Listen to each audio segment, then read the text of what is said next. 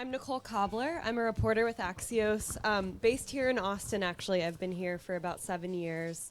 I started here covering tech at the local newspaper, the Austin American-Statesman. Did that for a year, covered state politics, and now I'm here with Axios. We produce a daily Monday through Friday newsletter full of all local news, tech, local politics, everything you need to know if you're living in Austin. Axios has launched these local newsletters all across the country. So if you don't live in Austin, you can probably find your own local Axios newsletter back in your hometown. If they're not there yet, they're probably coming. So I'm going to just let all of my panelists introduce themselves. Say hi, everybody. I'm John. I'm the CEO of SafeMoon. I'm James. I'm the CEO of the Jasco Group. I'm Joe. I'm president of Ironlight Labs. And we're talking about venture philanthropy today. So James and I were chatting inside. I'd love for you to kind of talk about the different players in this space. Sure. I think of them in pretty much four large categories. The government is one category, and that's at the federal, state, and local level. And so the government actually engages in venture philanthropy. The second would be corporations. So it can be large banks, it can be Google, it can be any large corporation. The third bucket, I would say, would be nonprofits like Ironlight. And then the fourth and last bucket, I would say, would be angel investors, very wealthy individuals. And each of those four players, you can be in more than one bucket. So there are some corporations that have nonprofit wings. There are some wealthy individuals that not only give on their own behalf, but they also run corporations. And so there's a bit of fluidity among all of the different players. And they tend to, once you've got those four players, they tend to break out into two subject matters. One is, what do I want my return on? Is it on impact? And so do I want a return on my impact? Or do I want a return on my money, a financial return? And so any of those four categories can go back and forth among the categories, and they can also go back and forth between those two big areas, return on impact, return on finance performance. Right. And, oh, go ahead, John. Yeah, so you can actually get both of those at the same time. So I think there's like a third category where you can target business models or create a business model where prime example is energy. When you're able to reduce the amount of friction points, you can actually pass those savings onto the customer rather than pass those savings onto your bottom line. So for SafeMoon, that's what we're focusing on, is actually creating efficiency to reduce our overhead so we can pass those savings on to the customers and actually provide, the goal is virtually free, clean energy once the entire ecosystem's up and running. Right, and all of you are in you're in different spaces here, crypto and nonprofits. Like, how do you, John just kind of talked about this, but how are you achieving and measuring like venture philanthropy and return on impact in your own positions? And Joe, you can. Yeah, so for a nonprofit, obviously we need to have money first, right? So did your project get funded? That's a market signal. But for us, impact is human capital, I guess you could say. Did we change a law? Did we create awareness, right? Is someone's life marginally better? For us, it's about breaking barriers so that everyone can have like limitless potential and reach their potential. But that's very different than just a financial, hey, did I get a return on my money? It's much more purpose-driven on the nonprofit side. Anything you wanted to add to that, James? Sure, I would say John is so correct when he says you can do both. One, I often do philanthropy through education, through storytelling. So we invested in a short film, and notoriously short films don't tend to make a lot of money. You're trying to build awareness, you're trying to get people to be more involved in a social project or social impact. And so we did one on race and micro inequities that African Americans face. And so we thought it would be a return on impact, that we would get the word out, we would support people. And then we turned it into a DEI program, and we sold it to corporations. And I've made more money on that short film from monetizing it that way, and it did both. It gave us financial performance and a financial return, as well as social impact. So they can be both. Yeah, and using a kind of a business model like that where you monetize a situation that you more traditionally wouldn't monetize, it allows you to continue doing exactly that, creating more videos, creating more awareness. The other item, at least for SafeMoon, the way we measure return on impact is, one, does it actually change lives? And two, are we making enough revenue from it that we can continue to build out the system? Now, turbines are easy to calculate. How many turbines have we actually put into the ground? how many more do we have in the wing, and how much energy is it producing.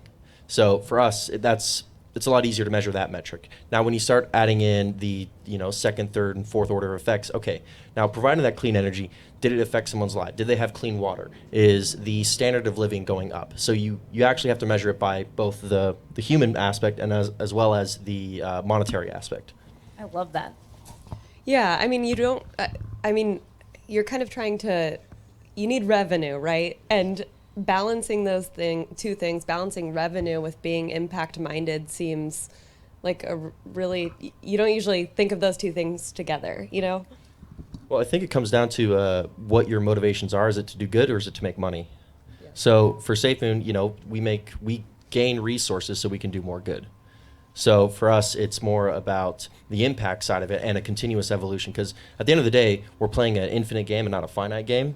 And so we define success as a continuous evolution, non-stagnation. As soon as we get stagnant in whether it's integrating our ecosystem into something, whether it's installing more turbines, we can actually measure that stagnation. How many months has it been since we installed another turbine, or how many months has it been since we got another business-to-business partner? So it's an infinite game where you have to continuously evolve and also be able to pivot, because sometimes, I'll use wind turbines because it's an easy example, you might not be getting as much wind as you expect. So how do you solve that problem? Well, you can solve it from a technology problem, or you can go back and just reinstall the turbine, put it up higher because maybe there's more wind there. For us, we actually looked into nanotechnology to enhance these turbines because they are small. They're about 98 pounds, roughly. Yeah, but they produce 600 watts. The larger one produces 2,400 watts and weighs about 300 pounds. So for us, it's like, well, how much more juice can we squeeze out of it? Well, and I would just add to that, to me, SafeMoon is like hopefully the future of what companies look like, because you have this culture shift of you don't have to choose revenue or purpose driven, right? And in fact, I think younger generations are looking to put their dollars in companies that care about human capital, human folks, that human side, not just how much money am I making year over year. And I think I completely agree. The other thing I would say is when we think about financial return, it can be direct financial return or it can be indirect financial return. So one of the not-profits that I'm really excited about is Entrepreneurs of Tomorrow, and we teach inner-city high school kids. And so we give them through a summer workshop, we teach them how to start their business, and then we give them a grant. And it's not a large grant, like $500 or $1,000 to start their company. And one of our young ladies started with her $500 or $1,000 grant and grossed $100,000 in the business that she started. And so that is not just, we weren't looking for a financial return, but she got the financial return. And that's an indirect return that then goes back into the community. Well, it also shows success in the program, which allows you to do more of those programs. So it's, while you might not get a financial return on it, you definitely do get benefit from successes. And on the nonprofit side, you can take that return to your donors and say, hey, this is working. We do that with storytelling, right? So when one of our films changes a law, we can say, let's go change the law in 15 more states. Yeah, and consumers, I mean, Joe kind of nodded to this, that consumers they're more impact-minded now. Yikes. We're safe. They're much more impact-minded now. I mean, is it easier or harder to build a community in this space? I think it's easier. Yeah. I think it's easier because we all start at a great place, which is we want to make a difference. We're in philanthropy. And so we've been doing that for hundreds of years. What's really exciting is now we're marrying it with tech. We're marrying it with entrepreneurship. We're marrying it with, from the government. When I was in the Obama administration, we wanted to do evidence-based grants. So even when we were giving money to cities and states and individuals, we were excited about how do we determine who to give the money to. And the way you do that is to say performance, which again is a venture philanthropy kind of look at it. So I think it excites the next generation, which is really fun and exciting.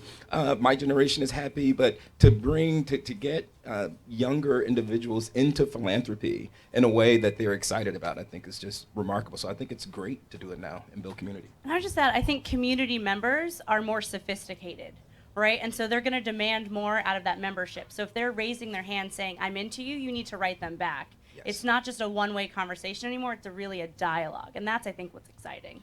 And SafeMoon does it heavily. You know, I'm personally in our Discord talking to people all the time. Like I might have not ever met these people individually in person, But I've talked to many of them online. You know, they're like, "Oh, hi, I'm Joe." I'm like, "What's your Discord handle?"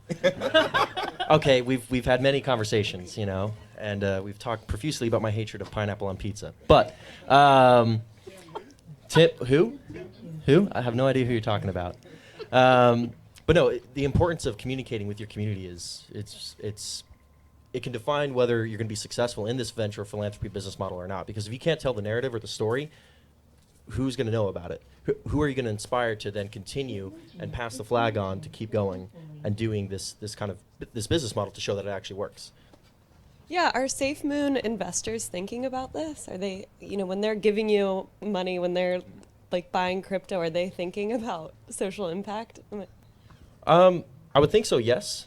Definitely a lot of them are behind that. But you get with SafeMoon, we have a large dichotomy of different types of people. We have college students, we have board certified physicians, and everyone in between. I have a funny story regarding like New York City Police Department was looking for me, but not to arrest me, but they were SafeMoon holders. And so Scott Paul, who a lot of you know, he went up and they were like, "Oh, where's John at?" And he's like, "What did he do?" He's like, "Oh, we're just looking. We want to say hi." I'm like, "Okay." So I had NYPD looking for me. That's great. But no, it shows the importance of community and actually being able to articulate the vision, because if you articulate vision correctly, they understand what SafeMoon stands for. We want to do good, and we want to change the world in a sustainable fashion. And I would just add that groups like SafeMoon are now putting, as a college student, I didn't have cryptocurrency, right? And so to accumulate wealth and then be able to use that wealth to give to a nonprofits, which many are accepting cryptocurrency as donations, I think is also changing. You have more skin in the game because you can be philanthropic where you're giving, but also accumulate even more wealth. And I think talking about community, the other thing that's really exciting is so many of us play on both sides. We are funding, and our Light is funding one of our projects, thank you very much, but we're also doing our own programmatic activities. So the Jasco group looks to fund different philanthropic activities, but we also run our own philanthropy where we're asking other people to fund us. And so the community is wonderful that way because a lot of us are on both sides. I'm ready to wrap it up, but am I missing anything? Do you guys want to plug anything? Like, what's next for all of you? So SafeMoon's got a bunch of products that we're releasing. Not going to talk about a few of them because we don't want to blow the birthday month surprises. But to speak about donations, SafeMoon Connect will be able to help with that, whether or not you want to take native tokens or have it auto-convert into stablecoin to reduce risk. But SafeMoon Connect is one of the products that is coming out here very shortly. And SafeMoon's just going to keep on trucking. I would say the Jasco Group is an investment management firm, so we manage money. We also do venture capital and filmmaking. And what I'm so excited about what's coming next is we just launched Jasco Philanthropies, which is going to bring philanthropy across all of those different verticals. So we're really excited about that.